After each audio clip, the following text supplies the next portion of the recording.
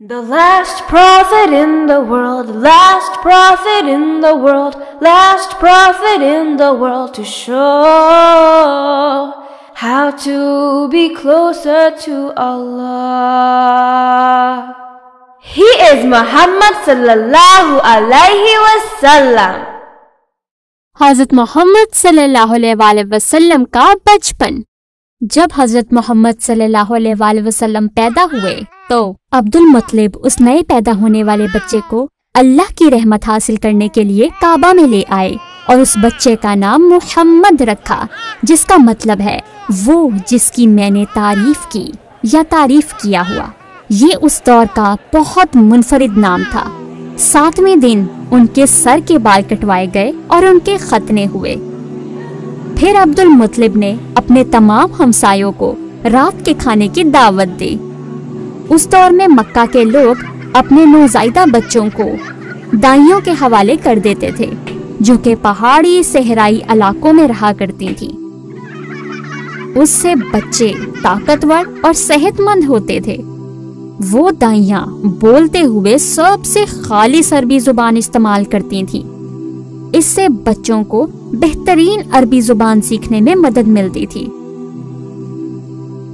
ایک بار قبیلہ بنو سعد سے کچھ دائیاں مکہ آئیں تاکہ وہ ان بچوں کا انتخاب کر سکیں جن کا وہ خیال رکھیں گی۔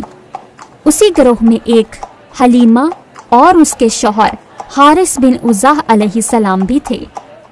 وہ بہت غریب تھے۔ ان کے سفر میں ان کے پاس ایک کمزور سا گدھا تھا، لہٰذا وہ اپنے باقی کے گروہ سے بہت پیچھے رہ گئے۔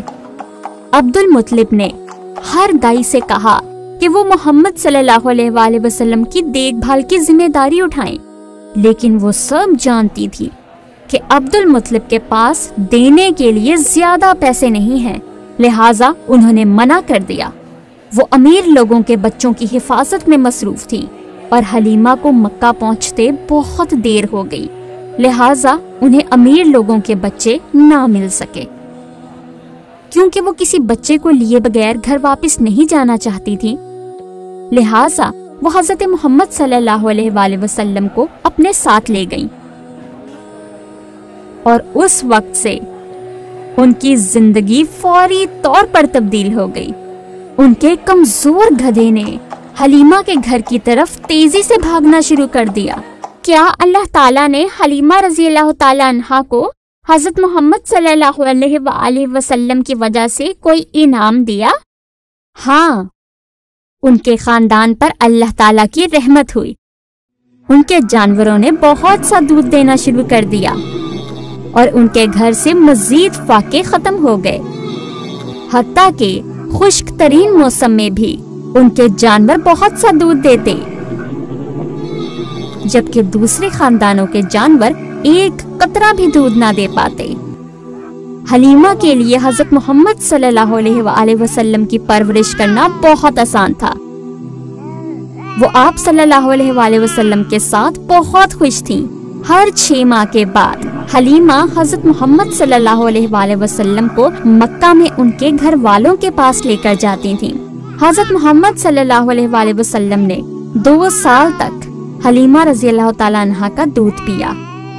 انہوں نے آپ صلی اللہ علیہ وسلم کی والدہ سے گزارش کی کہ وہ انہیں کچھ دیر اور ان کے پاس رہنے دیں۔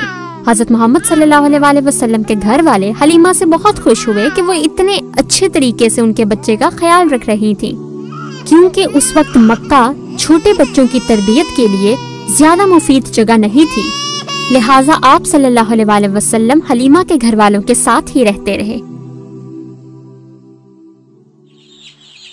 ایک دن وہ حلیمہ رضی اللہ تعالیٰ عنہا کے گھر کے پاس کچھ بچوں کے ساتھ کھیل رہے تھے۔ اس وقت وہ صرف 4 سال کے تھے جب اچانک فرشتے جبریل علیہ السلام، یا جنہیں انگریزی میں گیبریل بھی کہا جاتا ہے، آپ صلی اللہ علیہ وسلم کے پاس آئے اور انہیں پکڑ لیا۔ دوسرے بچے بہت ڈر گئے اور وہاں سے بھاگ گئے۔ حضرت جبرائیل علیہ السلام نے آپ صلی اللہ علیہ وسلم کو لٹایا اور ان کا سینہ مبارک کھول ڈالا۔ جبرائیل علیہ السلام نے ان کا دل باہر نکالا اور اس کا ایک چھوٹا سا حصہ کاٹ ڈالا تاکہ وہ شیطان سے بچ سکے۔ پھر انہوں نے آپ صلی اللہ علیہ وآلہ وسلم کے دل کو آب زمزم سے دھویا اور ان کے دل کو دوبارہ اپنی جگہ پر لگا دیا۔ سب کو لگا کہ آپ صلی اللہ علیہ وآلہ وسلم کو قتل کر دیا گیا ہے۔ کیا ان کے سینے پر کوئی نشان تھا؟ ہاں، ان کے سینے پر کٹ کا نشان تھا۔ ہر کوئی بہت ڈرا ہوا تھا۔ حلیمہ کو لگا کہ آپ صلی اللہ علیہ وآلہ وسلم کو مزید اپنے پاس رکھنا محفوظ نہیں ہے، لہٰذا انہوں نے آپ صلی اللہ علیہ وآلہ وسلم کو مکہ میں ان کی والدہ آمنہ کے حوالے کر دیا۔ حضرت محمد صلی اللہ علیہ وآلہ وسلم اگلے 2 سالوں تک اپنی والدہ کے سایہ شفقت میں رہے۔ جب حضرت محمد صلی اللہ علیہ وآلہ وسلم 6 سال کے ہوئے تو ان کی والدہ مدینہ جانا چاہتی تھی، جہاں ان کے شوہر اور حضرت محمد صلی اللہ علیہ وآلہ وسلم کے والد کی وفات ہوئی تھی۔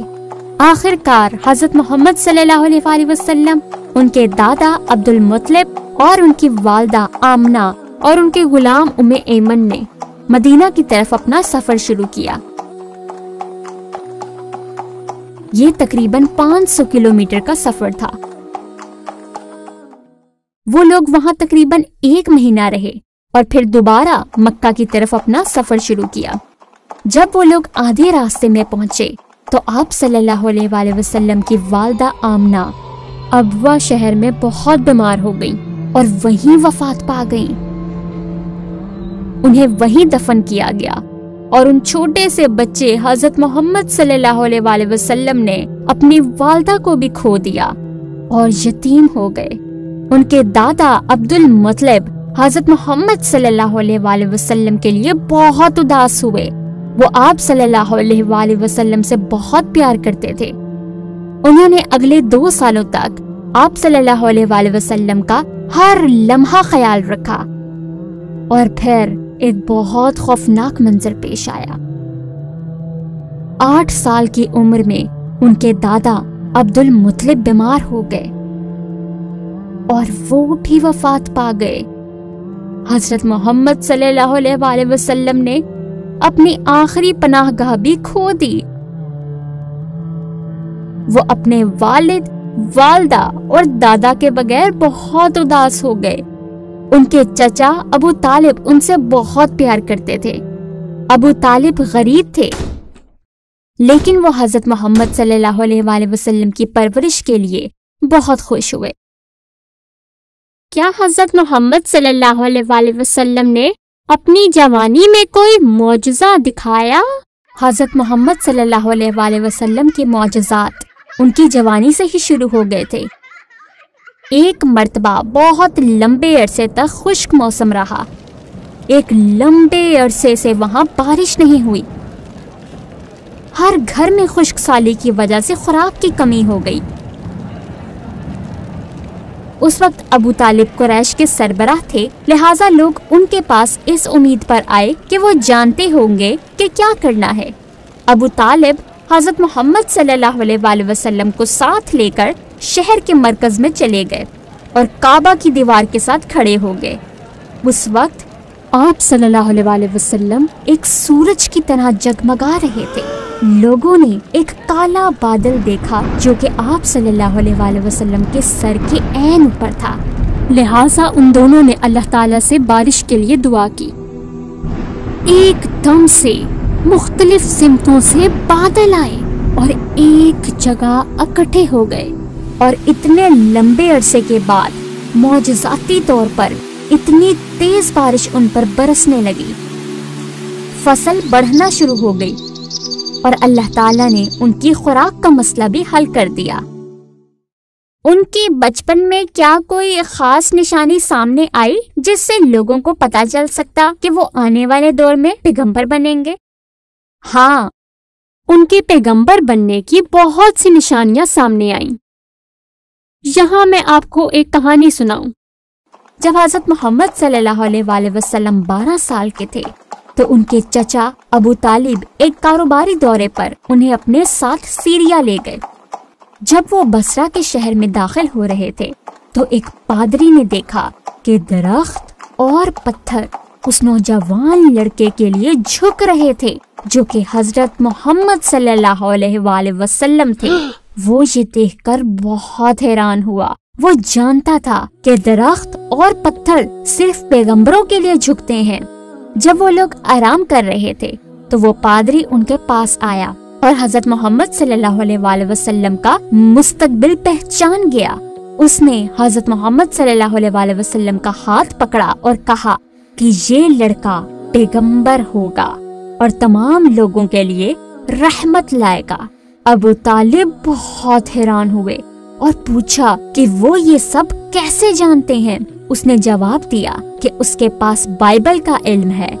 اس نے یہ بھی بتایا کہ حضرت محمد صلی اللہ علیہ وآلہ وسلم کے کندھے کے نیچے سیب کی مانند کا پیغمبری کا ایک نشان ہے۔ اس نے ابو طالب سے یہ بھی درخواست کی کہ وہ حضرت محمد صلی اللہ علیہ وآلہ وسلم کو محفوظ رکھنے کے لیے واپس مکہ بھیج دیں، کیونکہ اگر کچھ لوگوں کو اس بات کا پتہ چل گیا تو وہ شاید انہیں قتل کرنے کی بھی کوشش کریں۔ پھر ابو طالب نے آپ صلی اللہ علیہ وآلہ وسلم کو اپنے کچھ قابل بھروسہ لوگوں کے ساتھ فوری مکہ واپس بھجوا دیا۔